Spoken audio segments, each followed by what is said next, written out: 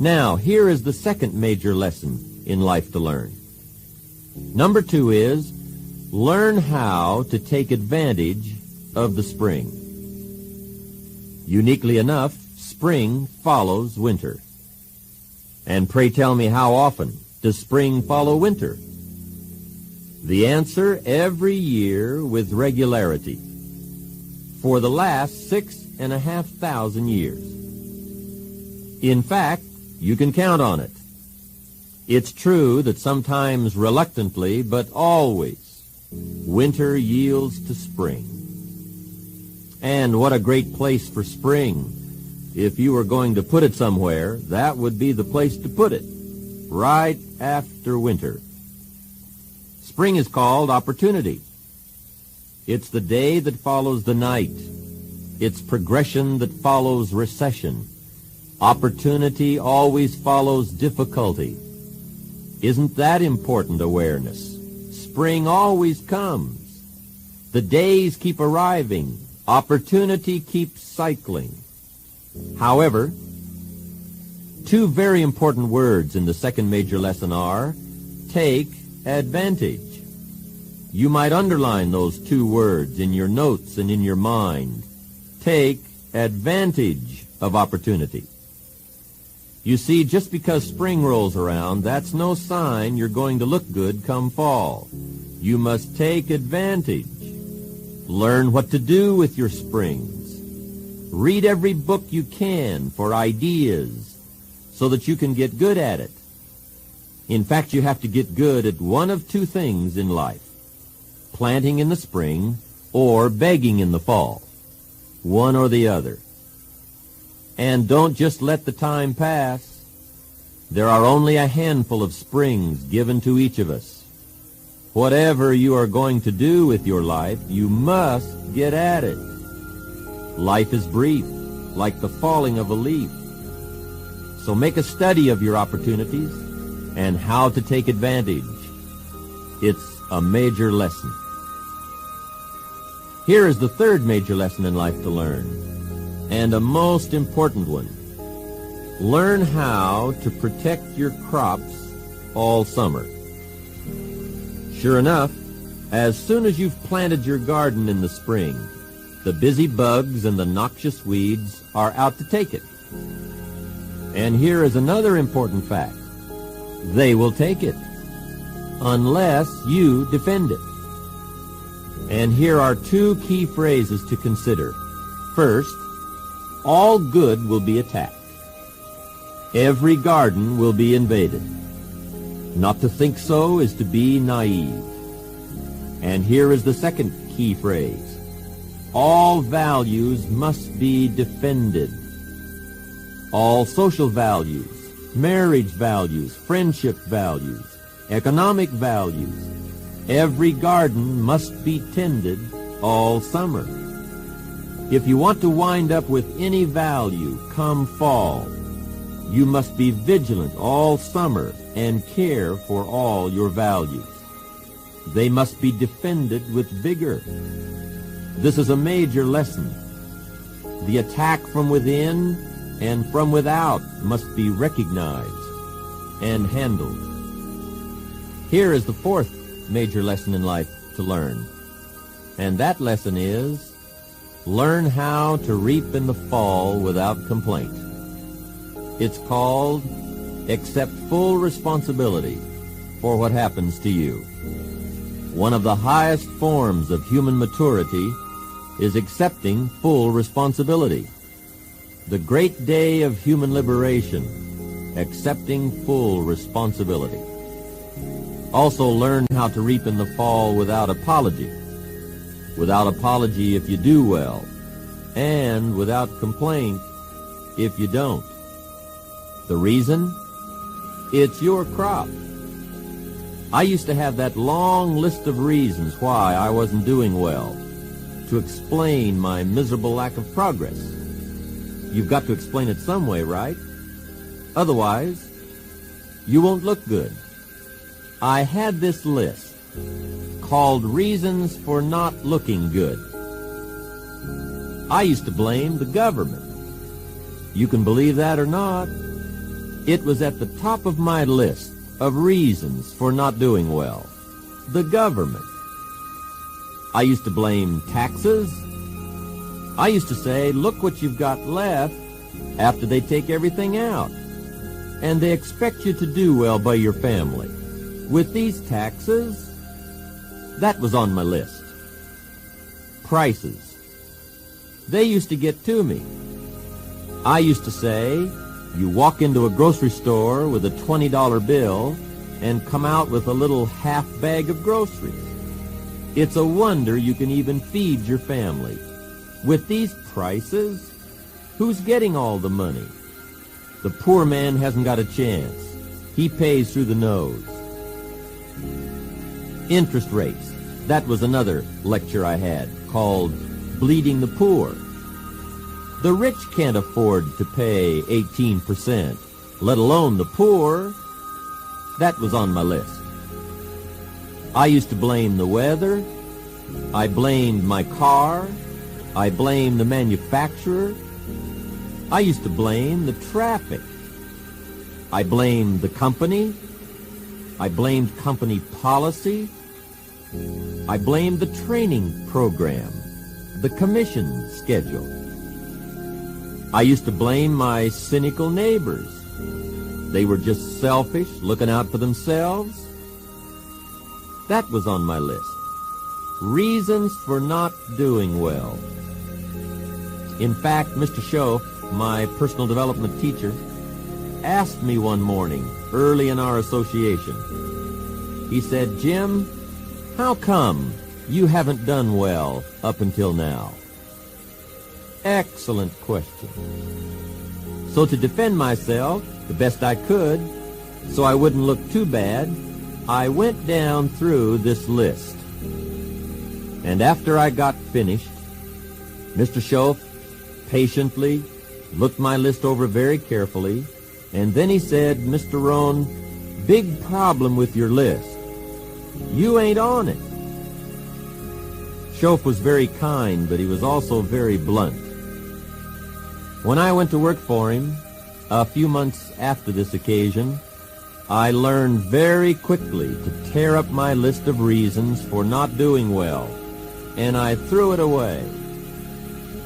And I got me a fresh piece of paper, and I put one word on it, me.